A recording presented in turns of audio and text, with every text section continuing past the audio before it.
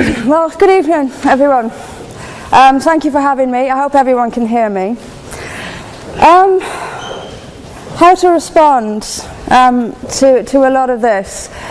First of all, on the bar, you said you admitted yourself that the bar had been set quite high.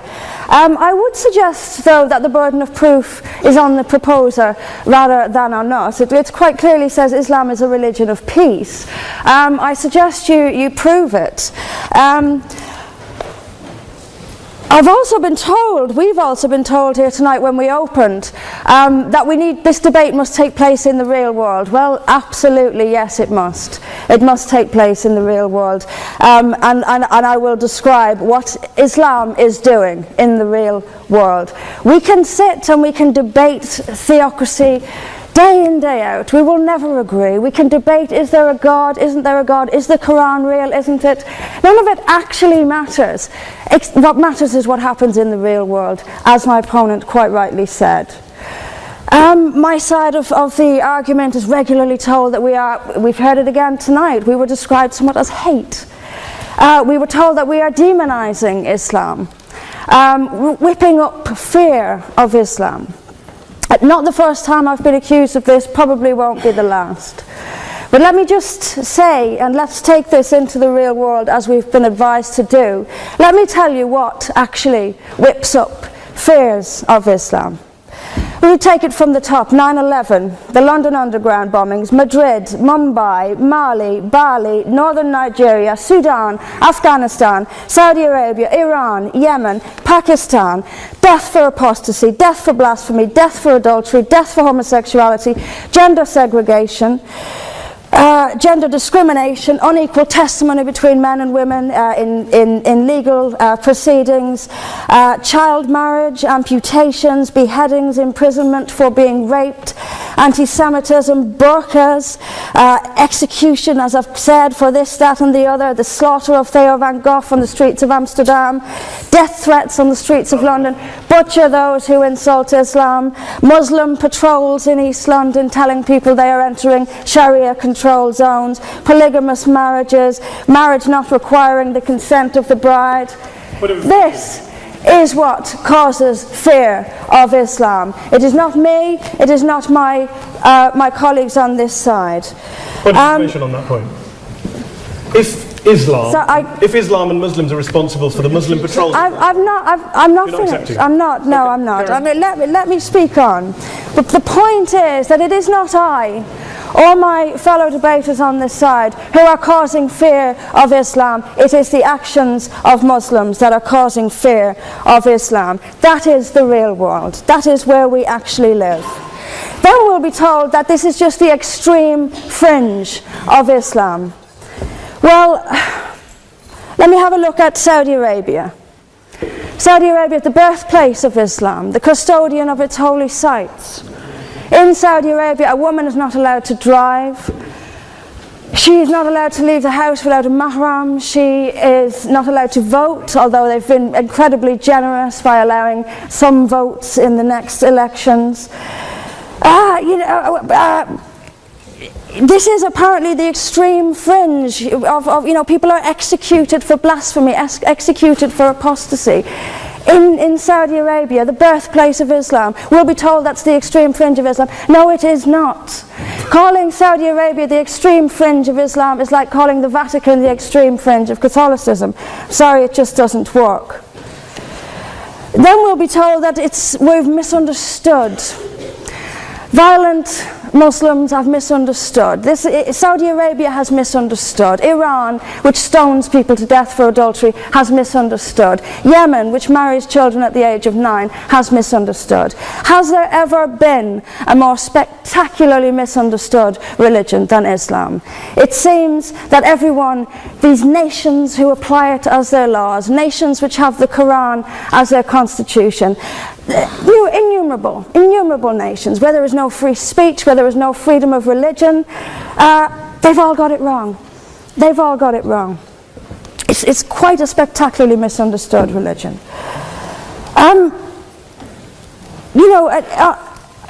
There's just so much that, I'm constantly told as well that I need to respect Islam. I'm never quite given a good enough reason why. I am under no greater obligation to respect Islam than I am any other beliefs. I'm under no more obligation to respect a woman oppressed in the name of Islam than if she is oppressed by the BNP or anyone else.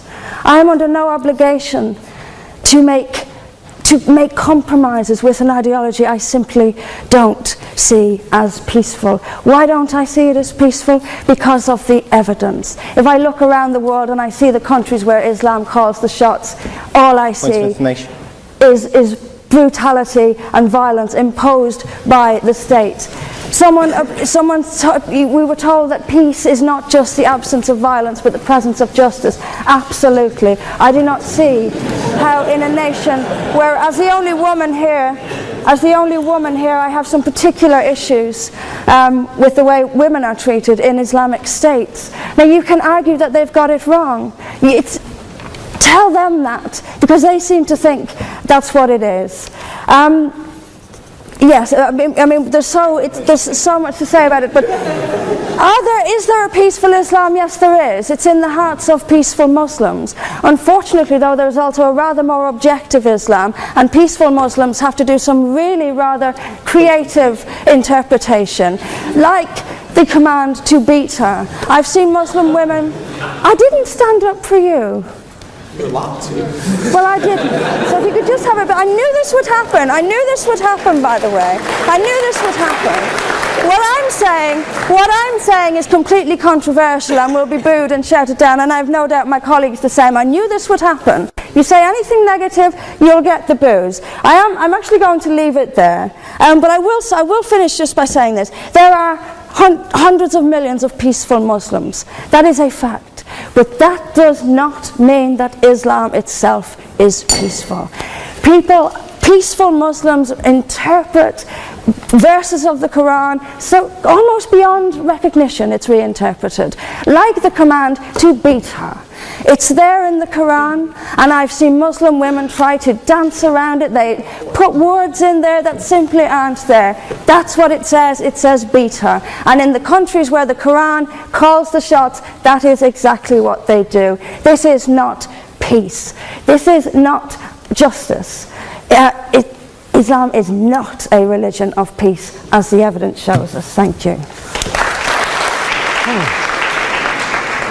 Thank you very much, Mr. President. Ladies and gentlemen, good evening. Assalamu alaikum. Lovely to see you all here tonight. We are having a very entertaining night, are we not, with some very interesting things being said from the other side of the house tonight. Let me begin by saying, as a Muslim, as a representative of Islam, I would consider myself an ambassador for Islam, a believer in Islam, a follower of Islam and its Prophet. So in that capacity, let me begin by apologizing to Anne-Marie for the Bali bombings. I apologize for the role of my religion and me and my people, for the killing of Theo van Gogh, for 7/7. Yes, that was all of us. That was Islam, that was Muslims, that was the Quran. I mean, astonishing claims to make in the very first speech tonight, on a day like today, where the Conservative Prime Minister of the United Kingdom is having to come out and point out that these kind of views are anathema. And I believe you're trying to stand for the Labour Party to become an MP in Brighton. If you do, and you make these comments, I'm guessing you'll have the whip withdrawn from you, but then again, UKIP's on the rise, they'll take you, the BNP, they might have something to say about your views. This is what Mehdi Hassan always does. By the way, just on a factual point, since we heard a lot about the second speaker, about how backward we Muslims all are, on a factual point, you said that Islam was born in Saudi Arabia. Islam was born in 610 AD. Saudi Arabia was born in 1932 AD. So you were only 1,322 years off. Not bad? Not bad start there. Talking of maths, by the way, a man named Al-Khawarizmi was one of the greatest mathematicians of all time, a Muslim, worked in the golden age of Islam. He's the guy who came up with not just algebra, but algorithms. Without algorithms, you wouldn't have laptops. Without laptops, Daniel Johnson tonight wouldn't have been able to print out his speech in which he came to berate us Muslims for holding back the advance and intellectual achievements of the West, which all happened without any contribution from anyone else other than the Judeo-Christian people of Europe. In fact, Daniel David Levering, the author of the Pulitzer Prize-winning historian and author of The Golden Crucible, points out that there would be no Renaissance, there would be no Reformation in Europe without the role played by Ibn Sina and Ibn Rushd and some of the great Muslim theologians, philosophers, scientists in bringing Greek texts to Europe. As for this being our university, I will leave that to the imagination as to who is our and who is there. I studied here too. An astonishing set of speeches so far making this case tonight. A mixture of just cherry-picked quotes, facts and figures, self-serving, selective, a farrago of distortions, misrepresentations, misinterpretations, misquotations. Daniel talked about my article in the New Statesman, which got me a lot of flack, where I talked about the anti-Semitism that is prevalent in some parts of the Muslim community, which indeed it is. Of course, I didn't say in that piece that it was caused by the religion of Islam. In fact, modern anti-Semitism in the Middle East was imported from, finish the sentence, Christian, Judeo-Christian Europe, where I believe some certainly bad things happened to the Jewish people. In fact, Tom Friedman, Jewish-American columnist in the New York Times, told me in this very chamber last week that he believed, had Muslims been running Europe in the 1940s, 6 million extra Jews would still be alive today. So I'm not going to take lessons in anti-Semitism from someone who's here to defend the Judeo-Christian values of a continent that murdered 6 million Jews. Moving swiftly on. Yes. Absolutely. Well, I'm about to make that point. No, I'm about to make that point. You're right. I agree with you. I agree with you 110%. That is my point. I don't think Europe is evil or bad. I'm a very proud European. I don't want to judge Europe on that basis, but if we're going to play this gutter game where we pull out the Bali bombing and we pull out examples of anti-Semitism in the Islamic community, then of course I'm going to come back and say, well, hold on. I mean, look, let's be very clear. Daniel here was a last-minute replacement for Douglas Murray, who had to pull out. And Douglas and I have a well-documented differences, but to be fair to Douglas, as to be fair to Anne-Marie and to Peter, atheists. Atheists see all religions as evil, violent, threatening. What the problem I have with Daniel's speech is that Daniel comes here to run this robust defense of Christianity, forgetting that his fellow Christians, people who said they were acting in the name of Jesus, gave us the Crusades, the Spanish Inquisition, the anti-Jewish pogroms, European colonialism in Africa and Asia, the Lord's Resistance Army in Uganda, not to mention countless arson and bomb attacks on abortion clinics in the United States of America to this very day. I would like a little bit of humility from Daniel first before he begins lecturing other communities and other faiths on violence, terror and intolerance. But, no thank you. Some water. But I would say this, to address the gentleman's very valid point here, I'm not going to play that game. I don't actually believe that Christianity is a religion of violence and hate because of what the LRA does in Uganda or what Crusaders did to Jews and Muslims in Jerusalem when they took back the city in the 12th or 13th or whatever century it was. I believe that Christianity, like Islam, like pretty much every mainstream religion, is based on love and compassion and faith. I do follow a religion in which 113 out of the 114 chapters of the Quran begins by introducing the God of Islam as a God of mercy and compassion. I would not have it any other way. I don't follow a religion which introduces my God to me as a God of war, as some kind of Greek God of wrath, as a God of hate and injustice. Not at all. As Adam pointed out, you go through the Quran and you see the mercy and the love and the justice. And yes, you have verses that refer to warfare and violence. Of course it does. This is not a motion about pacifism. I'm not here to argue that Islam is a pacifistic faith. It is not. Islam allows military action, violence in certain limited contexts. And yes, a minority of Muslims do take it out of that context. But is it religious? We talked about Woolwich. Daniel and Anne-Marie have suggested that it's definitely religion that's behind all of this. Well, actually,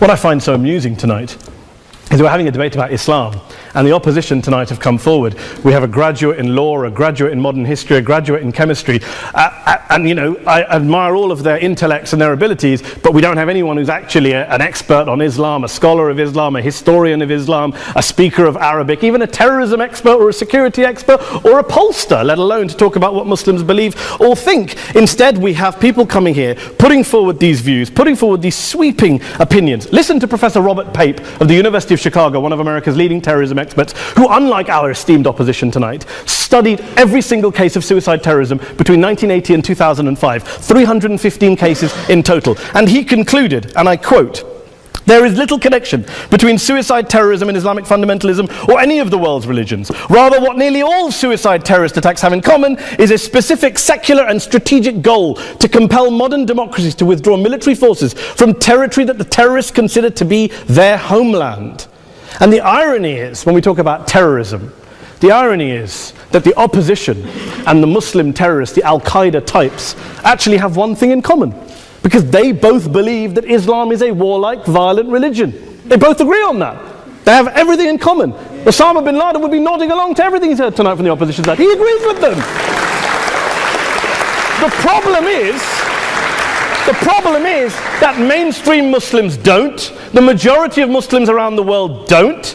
In fact, a gentleman here started quoting all sorts of polls. Gallup carried out the biggest poll of Muslims around the world, of 50,000 Muslims in 35 countries. 93% of Muslims rejected 9/11 and suicide attacks. And of the 7% who didn't, they all, when polled and focus grouped, cited political reasons for their support for violence, not religious reasons. And as for Islamic scholars and what they say, well, Daniel talks about our University of Oxford. We'll go down to Oxford Centre for Islamic Studies, get hold of a man named Sheikh Afifi al-Akiti, who is a massively well-credentialed and well-respected Islamic scholar, who has studied across the world, who in the days after 7/7 published a fatwa denouncing terrorism in the name of Islam, calling for the protection of all non-combatants at all times, and describing suicide bombings as an innovation with no basis in Islamic law. Go and listen to Sheikh Tahir al-Qadri, one of Pakistan's most famous Islamic scholars, who published a 600-page fatwa condemning the killing of all innocents and all suicide bombings unconditionally without any ifs or buts.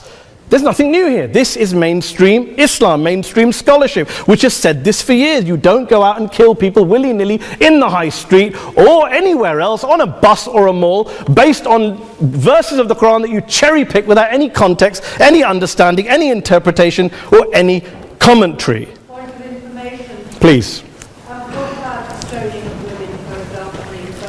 Well, it doesn't happen apparently.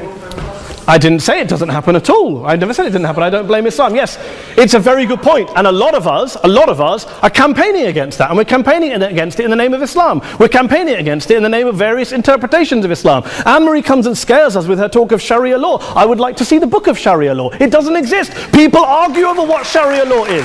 And you empower the extremists by saying there is only one version. You empower them all. I don't believe you took any interruptions, Anne-Marie, so I think you should stay there for a moment. Several countries. Here's what we're dealing with. Here's what we're dealing with. We are dealing, I took your point. Here we are dealing with a 1400-year-old global religion, followed by 1.6 billion people in every corner of the world, a quarter of humanity, of all backgrounds, cultures, ethnicities. And yet the opposition tonight wants to generalize, stereotype, smear in order to desperately win this debate. And here's my question, if we're going to generalize and smear. If, okay, people say yesterday's bombers, and we've got to be careful, there's a trial going on, were yesterday's attackers, motivated by Islam? Big debate. I don't believe they were. Let's say they were. Let's say Faisal Shahzad, the Times Square bomber, was motivated by Islam. Let's assume, for sake of argument, that Richard Reeves, the shoe bomber, was motivated by Islam. If Islam is responsible for these killings, if Islam is what is motivating these people, and Islam is therefore not a religion of peace, a religion of war, then ask yourself this question: why aren't the rest of us doing it? Why is it such a tiny minority of Muslims are interpreting their religion in the way that the opposition claim they are? Let's assume there are 16,000 suicide bombers in the world. There aren't. Let's assume there are for the sake of argument. That's 0.001% of the Muslim population globally. What about the other 99.99% of Muslims who the opposition tonight either ignore or smear? The reality is that the rest of us aren't blowing ourselves up tonight. The reality is that the opposition came here tonight not worried about the fact that me and Adam might pull open our jackets and blow ourselves up tonight because we're followers of a warlike warrior religion which wants to take over Europe and Daniel's university. The issue is this.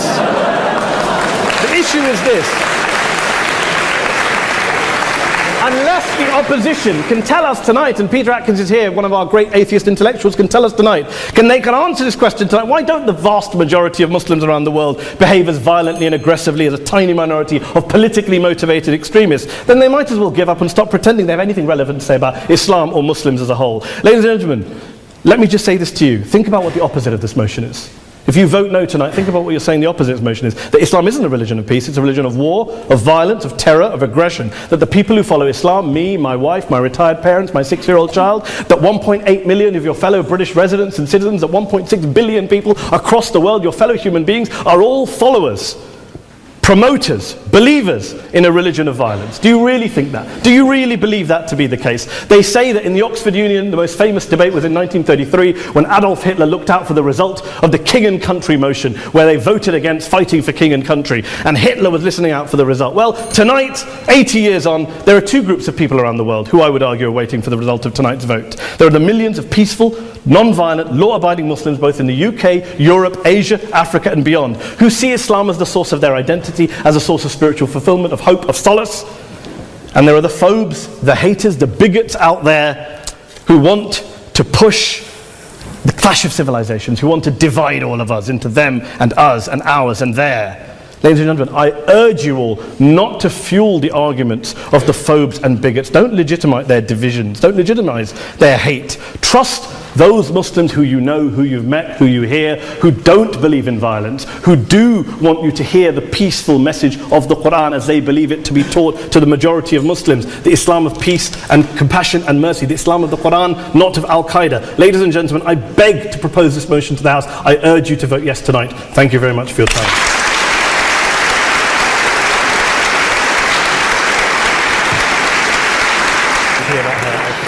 In it, as good men will find anywhere.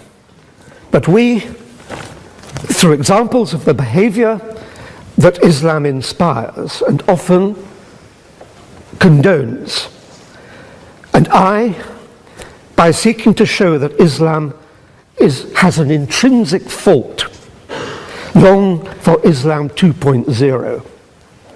Islam 2.0, Islam's enlightenment, will have an emphasis on humanity, subtlety, harmony, and reason, and be virtuous. On that point, this evening, though, you are judging Islam 1.0, not Islam 2.0. By opposing the motion, you will be encouraging the emergence of what most of humanity really longs for, but which does not yet exist. Please, for the sake of humanity, oppose.